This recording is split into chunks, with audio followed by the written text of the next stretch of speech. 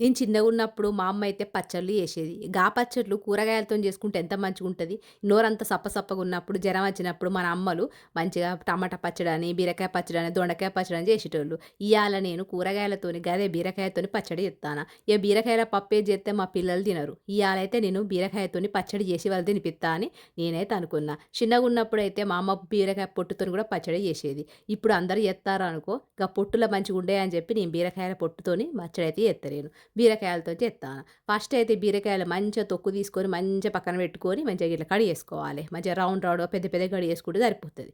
ఎందుకంటే మనం మిక్సీలో పడతాం గదా! ఇగ రోట్లో మంచిగా నూరుకుంటే ఇంకా మంచిగుంటది. నేను చిన్నగున్నప్పుడైతే అన్నీ గూడా రోట్లో నూరుకునేటోళ్ళు.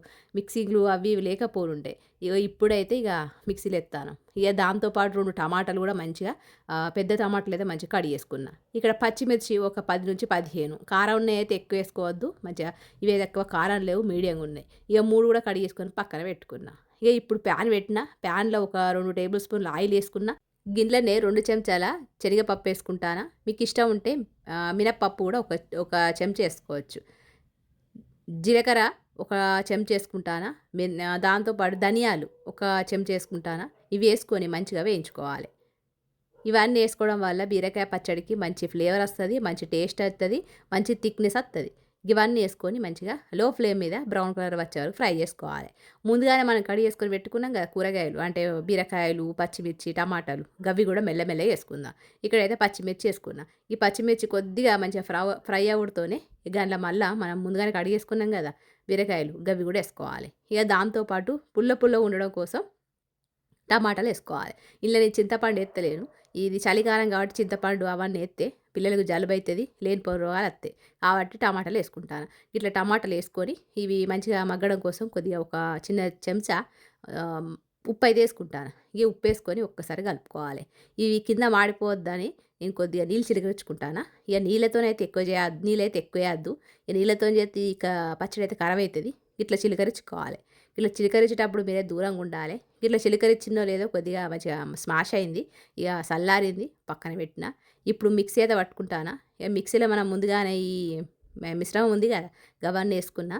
ఇందులోనే అల్లం ముక్క ఒక చిన్న ముక్క, కొత్తిమీర ఒక చిన్న కట్ట ఏసుకొని, ఉప్పు సరిపడా ఏసుకొని మంచిగా మిక్సీ పట్టుకోవాలి.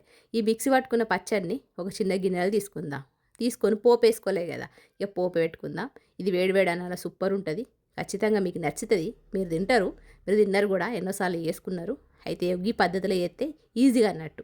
మన ఇంట్లో బీరకాయ ఒకటి మిగిలిపోతే ఇట్లా పచ్చడి చేసుకుంటే నోరు సప్పగున్నప్పుడు మంచిగా తినబుద్ధి అయితది. ఇప్పుడైతే ప్యాన్ పెట్టిన ఆయిలేసిన క్లిప్ అయితే మిస్ అయింది. ఈ ఆయిల్ వేడైందో లేదో ఆవాలేసుకున్న, ఒక 2-3 వెల్లుల్లేసుకున్న. ఇవి ఎర్రగా గోలిన తర్వాత ఇగ ఇలా షిఫ్ట్ చేసుకుంటాను. ఇగో గిట్ల యేసుకొని ఇగ మంచిగా వేడి వేడి అన్నంలా ఒక చిన్న పాపడం ముక్కేసుకొని, నెయ్యేసుకొని తింటే ఇగ చికెన్‌లు, మటన్‌లు గాదు మనకు. ఇగ పచ్చళ్ళే కావాలంటాం. ఇగో గిట్లుంటది మరి.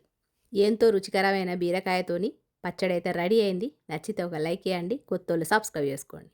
ఇగ మా పెద్దోడైతే ఇగ వేడి వేడి అన్నంలో బీరకాయ పచ్చడేసుకున్నాడు. వంకాయ ఫ్రై చేషినా. అది గూడా మీకు షార్ట్ వీడియోలో పెడతా. అది గూడా మీరు జూడండి. గిట్ల వంకాయ ఇష్టం లేనోళ్ళు గిట్ల యేసుకొని తింటే లొట్టలేసుకొని తింటరు. ఇగో గిట్ల ఫ్రై చేసుకొని పిల్లలకిత్తే యమ్మీ యమ్మీ ఉందని తింటరు. ఇగ వీడియో మీకు నచ్చితే ఒక లైక్, ఒక హైప్ ఇత్తరని అనుకుంటానా. ఇగ నేనైతే చెప్తానా. హైప్ అయితే ఇత్తలేరు. ఇగ ఉంటా మరి. నమస్తే.